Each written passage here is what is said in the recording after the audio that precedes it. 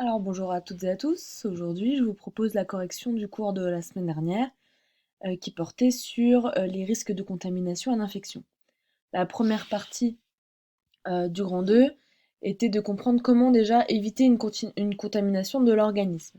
Dans la séance suivante, on verra que s'il y a contamination, il y a certains médicaments comme les antibiotiques qui permettent de limiter la contamination, donc vous verrez ça cette semaine. En attendant, on va étudier les gestes qui permettent d'éviter la contamination de l'organisme. Et on a deux méthodes différentes qui sont l'asepsie et l'antisepsie. Donc pour découvrir ce qu'était l'asepsie et l'antisepsie, je vous proposais une vidéo à regarder qui vous expliquait tout et ensuite deux petits documents complémentaires annexes. Un sur la description de l'asepsie inventée par Pasteur à la fin du 19e siècle.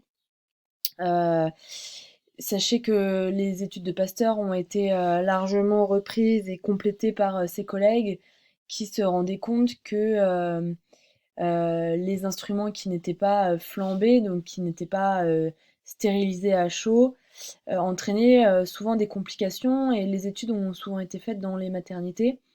Donc voilà, il y a des documents là-dessus dans votre livre, on reviendra dessus, bon, c'est pas forcément essentiel.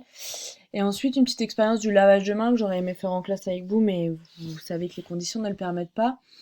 Donc dans des boîtes de pétri, c'est ces boîtes rondes là qu'on utilise beaucoup en sciences. Donc là, vous avez une photographie vue du dessus. On met un milieu favorable, donc c'est une gélose avec voilà ce que les bactéries aiment manger en général. Et on demande à un élève avec les doigts non lavés et à un élève avec les doigts lavés au savon de juste poser les doigts sur la boîte. Donc au départ, voilà, on ne voit rien.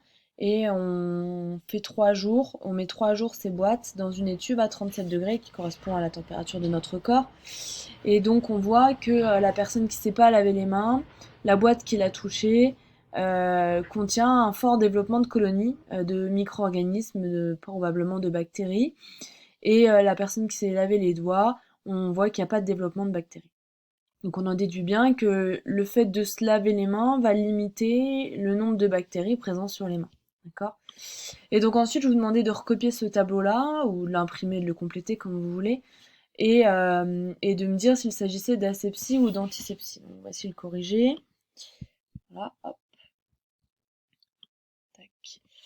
Donc vous comprenez bien que porter des gants au-dessus des mains qui sont lavés lors d'opérations, mais on met des gants par au-dessus, c'est une méthode d'asepsie. Ça va limiter la contamination, d'accord? Ça va jamais tuer les microbes qui sont autour de ça, mais ça va limiter leur nombre.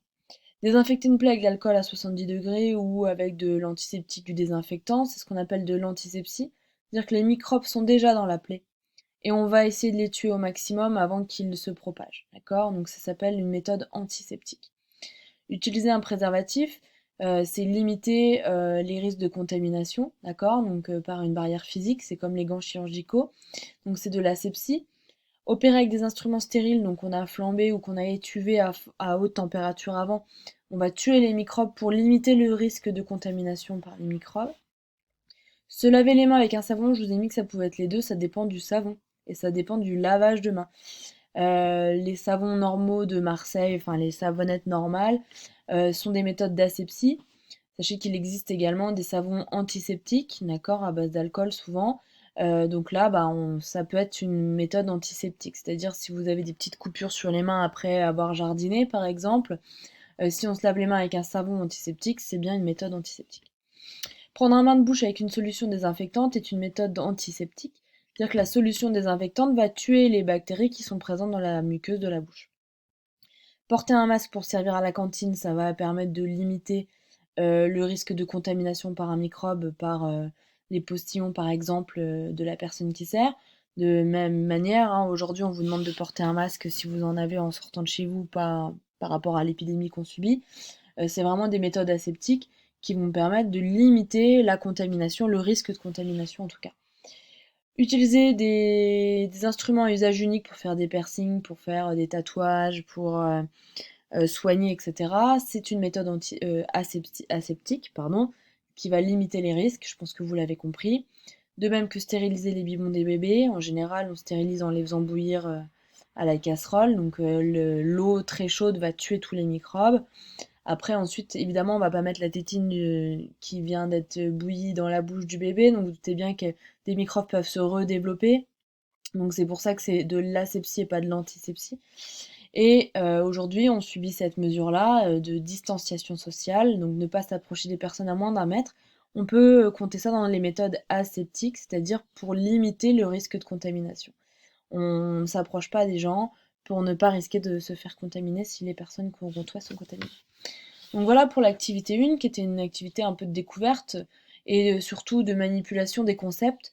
Le concept d'antisepsie, c'est vraiment de tuer des microbes qui sont déjà présents dans une plaie et éviter qu'ils se propagent, qu'ils se développent pour faire une contamination grave. C'est une contamination légère que l'on va stopper avec un produit antiseptique. L'asepsie, c'est tout le reste des mesures qui vont nous permettre de limiter les risques de contamination. Donc voilà pour la première activité, vous aviez le bilan, le court bilan qui vous résume tout cela. Et dans l'activité d'aujourd'hui, on va étudier l'action des antibiotiques. Et je vous ai reconçu, je suis sûre que ça vous avait manqué, une petite activité de type brevet, c'est-à-dire avec une grande question générale, une situation problème et 3 documents pour pouvoir répondre au problème. Donc n'hésitez pas à bien décrire les documents un par un et à répondre aux problèmes ensuite. Je vous espère encore toutes et tous en forme et je vous dis à très bientôt.